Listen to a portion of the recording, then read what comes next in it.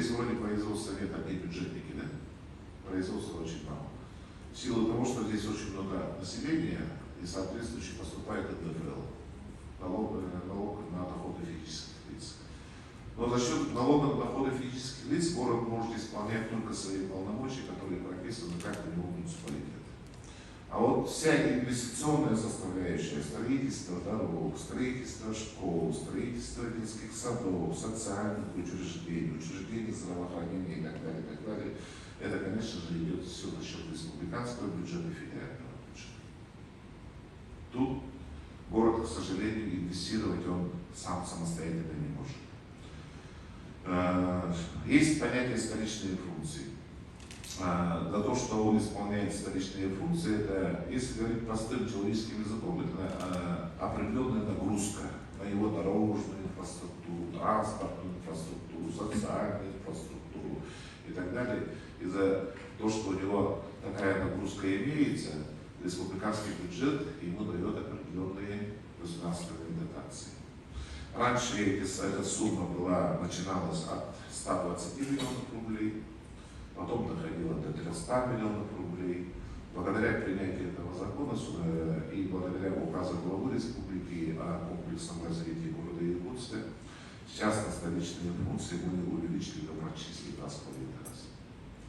Что касается высказывания Эверста по собакам, после того трагического случая, который произошел со Слепцовой, нашей преподавательницей, Государственное собрание УТМ тут же разработало проект федерального закона. Но мы самостоятельно, мы знали, потому что до этого Пензенская область, Республика Карелия и еще несколько субъектов пытались вносить поправки в этот проект, в этот действующий федеральный закон. Тогда уже субъектов, помните, да, трагические случаи.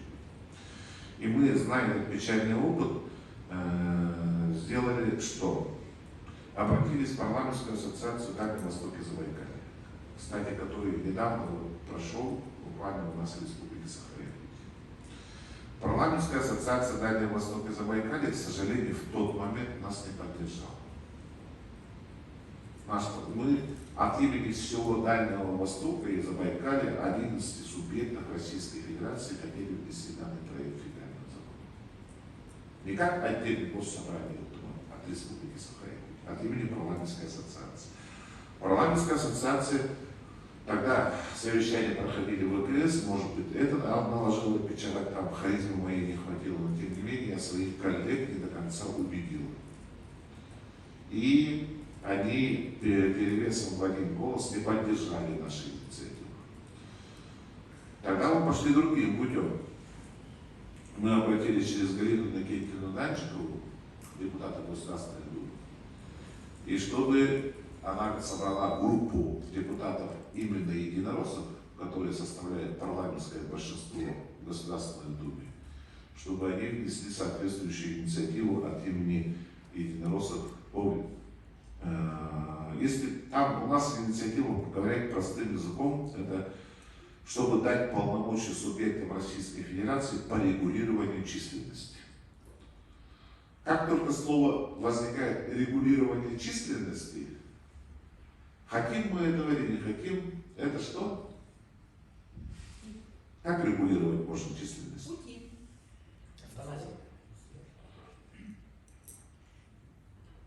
Вот юридический термин регулирование численности, там все говорим, вот, тот же Бурматов, я с ним несколько раз встречался. Ну же вы хотите просто их истребить. Ну, конечно, мы хотим их. У нас другого выхода нету. А это не отвечает духу этого федерального закона, не отвечает. И вот в этом случае мы пошли, к сожалению, там в тот момент, ну, скажем так, более мягко, большинство Государственной Думы было не готово для того, чтобы вносить соответствующие изменения в этот федеральный закон. И поэтому та инициатива, та же наша опять ушла в небытие. Мы пошли третьим путем. начали на всей территории Российской Федерации, раз вы не можете дать полномочия субъектам Российской Федерации по регулированию численности, ни в Москве, ни в Санкт-Петербурге, там, в Казани и так далее, так далее. Мы пошли более хитрым путем. Но у нас, что у нас? У нас холодная погода,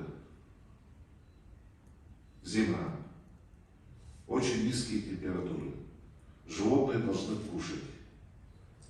Соответственно, они становятся агрессивными, у них есть потенциальная опасность напасть на людей. А низкие температуры это где? Низкие температуры это Республика Саха-Якутия, Магаданская область, ну и далее пошли по северу. Тюменская область, Ханты-Мансийский автономный округ, Ямало-Ненецкий автономный округ, вплоть до Архангельской области. И обратились к своим коллегам из этих субъектов Российской Федерации, заказали научное обоснование для того, чтобы от имени севера Российской Федерации уже выступить единым фронтом, для того, чтобы хотя бы северная часть Российской Федерации дали соответствующую инициативу. Мы несколько раз встречались с председателем профильного комитета по этому вопросу, но запомните одно имя: Дмитрий Николаевич Кобылкин,